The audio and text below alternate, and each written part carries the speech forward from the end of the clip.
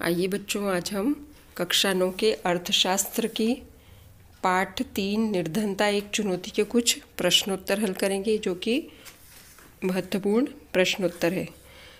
निर्धनता का जो कारण है वो है भूमिहीनता, बेरोजगारी, परिवार का आकार और निष्पक्षता, खराब स्वास्थ्य या कुपोषण, बाल श्रम, असहायता। इन सब कारणों से निर्धनता आती है। और अब हम निर्धनता के आधार पर जो भी प्रश्नोत्तर बनते हैं जो महत्वपूर्ण है वो करेंगे। तो पहला प्रश्न है, पंजाब और हरियाणा जैसे राज्य निर्धनता कम करने के लिए किस प्रकार सफल रहे।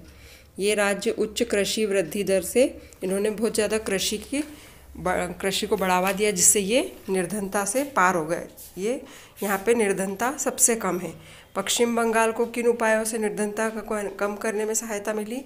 इन राज्यों की भूमि सुधार उपायों से निर्धनता कम करने में सहायता मिली। दोनों जगह भूमि से ही सहायता मिली निर्धनता कम करने में, मतलब खेत से। आंध्र प्रदेश और तमिलनाडु में निर्धनता की स्थिति में सुधार का प्रमुख कारण है, यहाँ पर सर्वाधिक अनाज का वितरण कार्यक्रम किया जाता है, इसलिए यहाँ पे निर्धनता में सुधार आया है। और इसके बाद है, किन कारणों से चीन और दक्षिण पूर्व एशिया में विगत वर्षों में निर्धनता विशेष कमी आई है। चीन में और दक्षिण पूर्वी एशिया के देशों में कैसे कमी आई है। तीव्र आर्थिक प्रगति और मानव संसाधन विकास में बृहत निवेश के कारण चीन और दक्षिण पूर्व एशिया के देशों में निर्धनता में कमी आई है। कैसे आई है, यहाँ पे आर्थिक प्रगति की इन्होंने और मानव संसाधन विकास में बहुत ज़्यादा निवेश किया, जिससे यहाँ पर निर्धनता में कमी आई। 3 राज्यों की पहचान करें जहाँ निर्धनता का अनुपात सर्वाधिक है। बिहार, उड़ीसा और असम, जहाँ पे सबसे ज़्यादा निर्धनता का अनुपात है। मतलब यहाँ पे सबसे ज़्यादा गरीब लोग रहते हैं, बहुत ज़्यादा निर्धनता है यहाँ पे। अब 3 ऐसे राज्यों का पहचान करके बताना है जहाँ पे निर्धनता का अनुपात कम हो, मतलब वहाँ गरीबी कम हो। तो सबसे कम निर्धनता वाले राज्य हैं पंजाब, हिमाचल प्रदेश और केरल। अगला प्रश्न है, भारत सरकार की वर्तमान निर्धनता निरोधी रणनीति किन कारकों पर निर्भर है। किन कारणों पर निर्भर है। तो भारत सरकार की वर्तमान निर्धनता विरोधी रणनीति निम्नलिखित कारणों पर निर्भर है। पहला है आर्थिक समृद्धि को प्रोत्साहन देना, और दूसरा है लक्षित निर्धनता निरोध का कार्यक्रम स्थापित करना। इन 2 कार्यक्रमों के तहत भारत में निर्धनता को कम करने का प्रयास किया जा रहा है। अगला प्रश्न है, अंतर्राष्ट्रीय निर्धनता रेखा द्वारा निर्धनता के निवारण के लिए कौन से मापदंड निर्धारित किए गए हैं। जो अंतर्राष्ट्रीय मतलब पूरे विश्व का, पूरे विश्व में जो निर्धनता रेखा है उसके अनुसार $1.9 प्रतिदिन से नीचे जीवन यापन करने वाले निर्धन लोग होते हैं। क्योंकि $1 में 70 रुपये आते हैं, है ना, तो लगभग 140 रुपये के 150 रुपये ऐसा मान सकते हैं हम। उतने रुपए प्रतिदिन कमाने वाले निर्धनता रेखा से नीचे रखे गए हैं। भारत में व्याप्त निर्धनता के ऐतिहासिक कारण की समीक्षा कीजिए। भारत में जो निर्धनता है उसका ऐतिहासिक कारण क्या है। भारत में व्याप्त निर्धनता के अनेक ऐतिहासिक कारण हैं। उसमें है ब्रिटिश औपनिवेशिक प्रशासन के दौरान आर्थिक विकास का निम्न स्तर। जब अंग्रेज यहाँ आए थे तब हमारा आर्थिक विकास का स्तर बहुत ही निम्न था। औपनिवेशिक सरकार की नीतियों ने पारंपरिक हस्तशिल्पकारी को नष्ट कर दिया। जो हमारे भारत में हस्तशिल्पकारी थी, जिससे सब लोग अपना अपना रोजगार करते थे, वो सब नष्ट कर दिया अंग्रेजों ने। और वस्त्र जैसे उद्योगों के विकास को भी हतोत्साहित किया। जो हमारे यहाँ कपड़ा बनता था उसको भी उन्होंने हतोत्साहित किया। विकास की धीमी दर 1980 के दशक तक जारी रही, और इस तरह से 1980 तक हमारे देश में बहुत ज़्यादा विकास की दर कम थी, क्योंकि उस समय अंग्रेज़ों ने हमारे यहाँ के जो भी अच्छे अच्छे कलाकार थे, जो भी हस्तशिल्पकारी करते थे, उन सबको हतोत्साहित किया, उनको सबको नष्ट कर दिया, उनका सब काम अपने हाथों में ले लिया। इससे परिणाम स्वरूप रोजगार के अवसर घट गए और आय में वृद्धि दर भी गिर गई। सबके पास जो रोजगार था वो कम हो गया, सब मशीनें वगैरह ले आए थे वो, और वो उन्होंने हमारे यहाँ के लोगों के सब काम खुद ने अपने हाथों में ले लिए थे।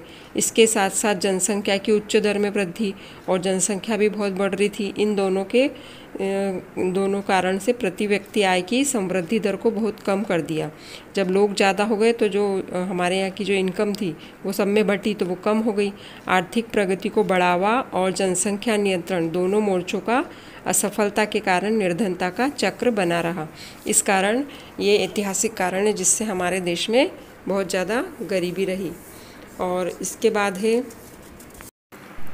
भारत में निर्धनता रेखा का आकलन कैसे किया जाता है।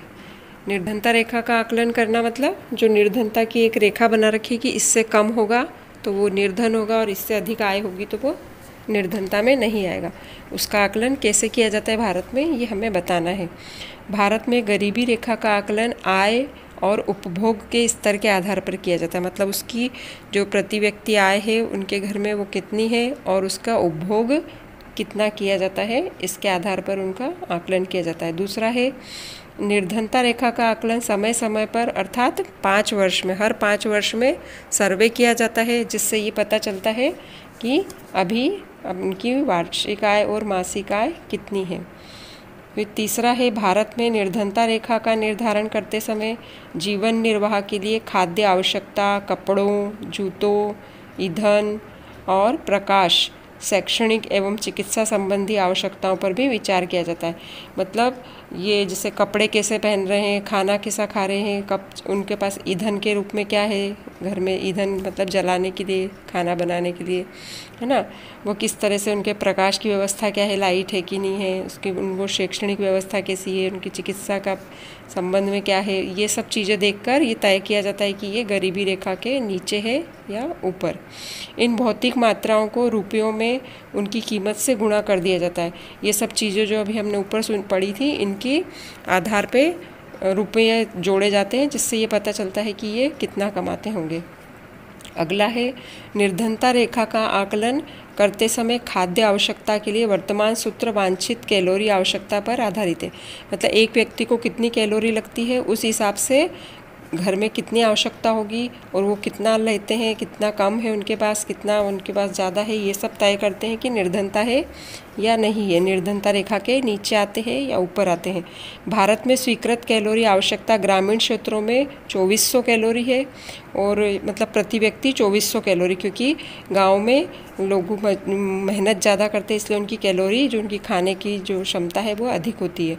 और शहरी क्षेत्रों में 2100 कैलोरी प्रति व्यक्ति प्रतिदिन है। 2100 कैलोरी शहर का व्यक्ति खाता है प्रति व्यक्ति, तो उसमें प्रति व्यक्ति में निकालते हैं तो कोई कम खाता है कोई ज़्यादा खाता है, तो वो एवरेज आ जाता है।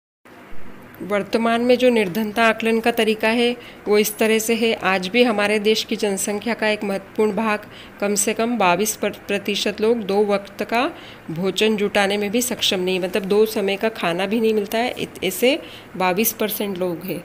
मनुष्य भोजन के बिना जीवित नहीं रह सकता है, इसलिए निर्धनता रेखा का आकलन करते समय खाद्य आवश्यकताओं का वर्तमान सूत्र सर्वाधिक उपयुक्त है, क्योंकि सबसे ज़रूरी है खाना, उसके बाद ही दूसरी चीज़ें होगी।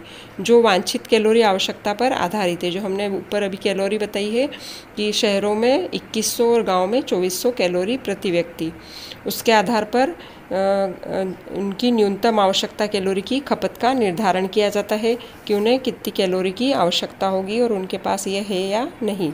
ग्रामीण क्षेत्रों में रहने वाले लोग ज़्यादातर शारीरिक श्रम अधिक करते हैं, इसलिए उनकी कैलोरी ज़्यादा है और शहरों में कम मानी गई है। भारत में स्वीकृत कैलोरी आवश्यकता ग्रामीण क्षेत्रों में 2400 है और शहरी क्षेत्रों में 2100 है, इसलिए ये कम ज़्यादा की गई है क्योंकि मेहनत और परिश्रम के आधार पर। हमारा देश अल्प विकसित देश है, इसलिए न्यूनतम आवश्यकताओं में सबसे पहले मनुष्य की दिन प्रतिदिन की आवश्यकता और ज़रूरतों को इसमें शामिल किया गया है और इस तरह से हमारे देश की निर्धनता का आकलन किया जाता है। ये हमारे अर्थशास्त्र के पाठ 3 निर्धनता एक चुनौती, ये भारत के लिए बहुत बड़ी चुनौती है। इसके आधार पर हमने कुछ प्रश्नों को हल किया है जो कि महत्वपूर्ण है। इन्हें अच्छे से याद करिए और फिर अगले वीडियो का इंतज़ार करिए। धन्यवाद।